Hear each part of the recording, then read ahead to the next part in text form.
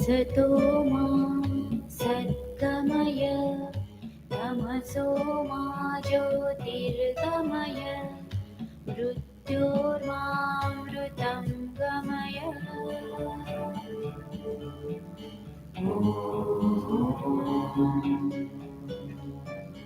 अस्तो मा सद्गमय तमसो मा ज्योतिर्गमय मृत्योर्मामृतं गमय।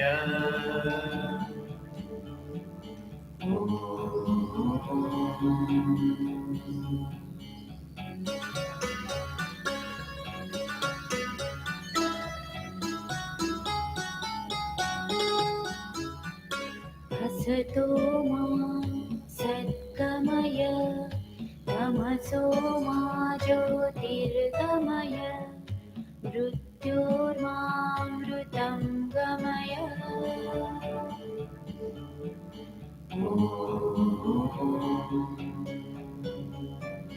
असतो मा सद्गमय तमसो मा ज्योतिर्गमय मृत्योर्मामृतं गमय।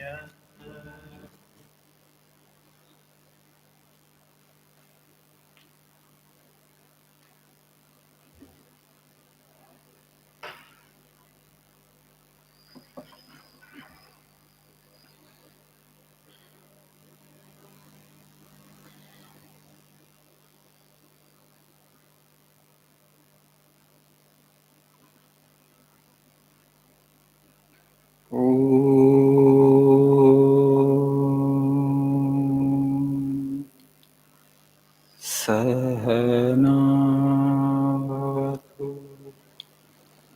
सहनौ भुनक्तु सह वीर्यं करवावहै तेजस्विनावधीतमस्तु मा विद्विषावहै। ॐ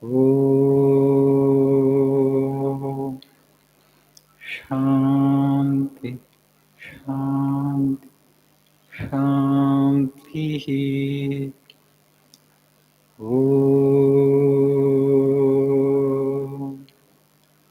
असतो मा सद्गमय तमसो मा ज्योतिर्गमय मृत्योर्मामृतङ्गमय। ॐ शान्ति शान्ति शान्तिः।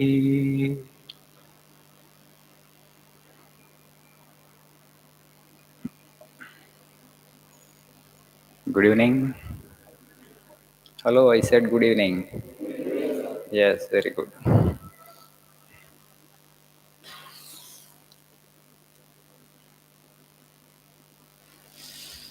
It is getting hotter by the day.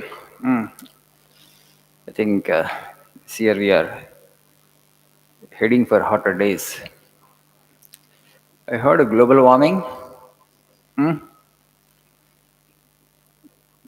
When you enter into the mud, how do you feel? Everything appears green, right?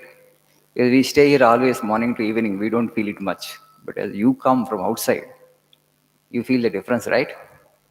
Is there any difference between mud and outside? Yes. The heat is also outside is more. Inside this campus, it is 2 degrees less. That's because of these trees and this grass, lawns. Soil must be always kept covered with either grass or tree. Today, in our country particularly, all over the world, it is a worldwide phenomenon. Urbanization means only slabs like these tin roof sheds and then pavements, roads. Everything is paved. So that means concrete surface. Okay, no soil as such. Soil is not exposed here. Everything is covered with hard surface. So automatically, because it's concrete, it gets heated up. And then the microclimate changes. That's the reason actually we feel the heat more. This is responsible for global warming also.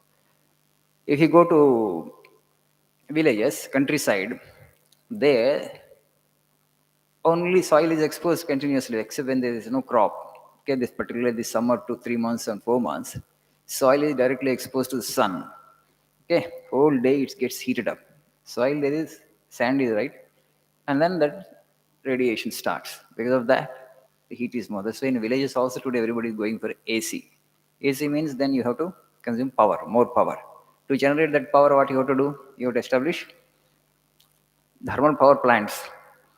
You can't generate hydroelectric power actually in summer, right? Hydro power actually get in rainy season also only when there are good rains. Otherwise, you don't get it, right? So you have to establish more thermal power plants. That means coal linkages are there. More coal you have to dig out. More coal you have to burn. That coal burning also adds to the heat in the environment. That's how actually gradually temperatures are increasing. Now they say that because of this, the polar ice caps will melt and then more water will come into the seas and the seas will swell and all the coastal cities will get inundated maybe in 1 2 decades. So we are heading for an ecological, I don't say disaster, but definitely we don't know what magnitude problem is awaiting us, but definitely we are heading towards some huge problem, ecological crisis. So as a young generation, you must take upon yourself this responsibility of planting more trees. Many of you are from rural background, I know, or agriculture background. So it's very important that we save our soil. Today it's a major issue, global issue. Soils have depleted in the last 30, 40 years significantly because of excess use of chemical fertilizers and because of keeping them exposed just like that. What happens when you expose the soil without any tree cover or without any organic matter? So the bacteria that are there in the first 4 or 5 inches of topsoil, they die. Soil is not an inert thing. There are billions and billions of bacteria. It's a dynamic process. In any wet soil, you just see so many ants, so many worms, insects, so much of biological activity is going on within the soil. Soil is not just inert thing. We can't see everything with our eye. What we know is very little. So much of life is happening there. And there is a symbiotic relationship between plants and these microbes, microbial organisms. So when the plants fix carbon through photosynthesis, this carbon sugars are supplied to these microbes, and the microbes actually supply the plant with minerals and nutrients. There is a symbiotic relationship is there. There is actually a perfect cycle going on. A lot of exchange is taking place, barter is taking place, give and take, symbiotic relationship within the soil. We have not understood, we have not studied all this. So now today farmers also keep everything open. When you keep everything open over a period of time, the soil slowly becomes into a desert. Desertification is a global phenomenon. The Sahara Desert is extending in India, Thar Desert is extending in China, the Taklamakan and Gobi deserts are extending. Okay, the agricultural soils are slowly getting converted into deserts. And the food security will be in danger in future. Now India is 135 billion population. I think we are producing around 240 million tons of food grains every year we need. Fortunately, we are able to export food grains now. We have achieved self-sufficiency, and now actually we have surplus also. We are exporting that. But we have achieved this at a phenomenal ecological cost. Chemical fertilizer based agriculture, it cannot be sustained. It's not sustainable agriculture. Agriculture will be sustained only when you put organic matter into the soil. And organic matter will come from where? From leaf litter, and you have to have cattle. Buffaloes and cows you have to keep, but no farmer wants to keep cattle today. If villages also they are purchasing milk, packet milk. Nobody wants to keep buffaloes and cows because who will do that? Saying young people are not there in villages. All young people are migrating to towns and urban areas after taking their degrees and PGs.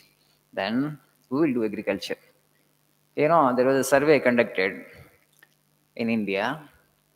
They have asked the farmers actually just to know what percentage of farmers will be interested in putting their children back into farming. Okay, only 2% of the farmers said, I want my child to become a farmer.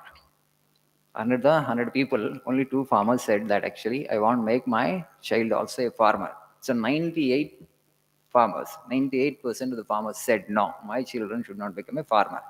Okay, if nobody wants to become a farmer, what happens? Who will grow food for us? Towns and cities, we sit and we eat something? No. So it's a very, very disaster in a way. Okay, agriculture. Fortunately, now we have surplus food grain, but this is not going to be in the future. So agriculture is in a process of crisis. We have to replenish our soils. In the last 20 years in this country, 3 lakh people farmers committed suicide. Every second day we see some farmer committing suicide in newspapers. But still actually why it is happening? Have you ever thought of ఎందుకు జరుగుతుంది ఇలా ఎందుకు farmers suicide చేసుకుంటున్నాం because agricultural input cost has gone up because they put chemical fertiliser has to be purchase is costly earlier one bag they used to put per acre and per hectare but now 4 5 bags you have to put because the soil has depleted significantly. Soil is actually health expel has been lost, fertility levels have come down. That's the reason to keep up the productivity farmer actually has to add more chemical fertilizer. That's why input cost has gone up. Sometimes when you don't get enough yield, capital cost has gone up and there is no the price for the agriculture product is not high in the market because of competition for various reasons. And then what happens? The farmer will get into debt trap. And because of that, they are committing. There are many reasons, but this is one of the major reasons. So if there is soil is good, soil is healthy, productivity levels are high, okay, per acre, whatever the highest yield that you are getting, will you get into debt? No. So soil health has to be maintained. We have to replenish the soils. For that, we have to keep cattle. Farmers are not keeping cattle for the only reason that there is nobody to do this, because the next generation doesn't want to do agriculture. So the agriculture in India also is going to become very great challenge, and we have to take this challenge up, particularly the young people. And we have to think what are the means, how can we improve the productivity levels, how can we make agriculture into a lucrative profession, profitable occupation. Productivity levels have improved. To improve the productivity levels, the only way is to replenish the soils. The only way is to bring back the soils to normal health. So that can be done only when you keep cattle. But that involves some labor. But nobody wants to do some physical work nowadays. But this is actually, we need to think seriously. I'm just putting the problem before you and these young people. You are the tomorrow's generation. Our generation is over. Okay? And you are the generation now who will use these resources. And also, you have to pass on this resource to the next generation. Basically, we are exploiting the soil in such a way as if we are the last generation on this planet Earth. Because the same soil of future generations have to till, they have to plow, and then they have to grow crops. We are actually eating the next generation's food, basically. Mm. That is actually not the right way of doing things. So it's a way, in a way, sin. I mean, to use their resource actually. We have to use this resource well, and you have to pass it on to the next generation. I'm not making any statements. I've just put the problem before you. You just think. The agricultural crisis in India, agricultural crisis in the world, the major problem is soil depletion. What we can do, what I can do. Can I do something? Just think. Okay, you will come out with some solution. Hmm? On YouTube, you can see actually Sadhguru Jaggi Vasudeva of Isha Foundation has started a campaign, a movement, Save Soil movement. You can just watch the videos. You can just do your bit. Hmm? Thank you. Nice evening.